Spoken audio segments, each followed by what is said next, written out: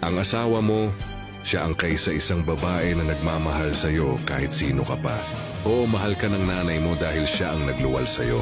Mahalaga ka sa mga kapatid mo dahil iisa lang ang magulang ninyo. Mahal ka ng mga anak mo dahil ikaw ang tatay nila. Pero ang asawa mo, iba ang level ng pagmamahal niyan sa'yo. Mahal ka niya kahit hindi ka niya kaano-ano. Mahal ka niya kahit hindi ka perpekto. Tanggap ka niya pati ang buong angkan mo.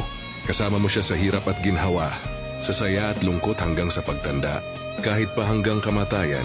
Kaya bilang asawa, ibigay mo sa kanya ang pagmamahal, pagpapahalaga at respeto na nararapat sa kanya. Huwag mo siyang ipagpalit sa barkada o kaibigan. Huwag mo siyang sasaktan pisikal man o emosyonal. Huwag mo siyang pagsasalitaan ng masasakit o mumurahin man lang. Tandaan, hindi pa huli ang lahat. Walang taong perpekto pero may taong marunong magbago. Kung mahal mo siya, ipakita mo. Kung nasaktan mo siya, ayusin mo. At kung natatakot ka na, baka mawala siya, yakapin mo na ngayon at sabihin, "Salamat at ikaw ang asawa ko."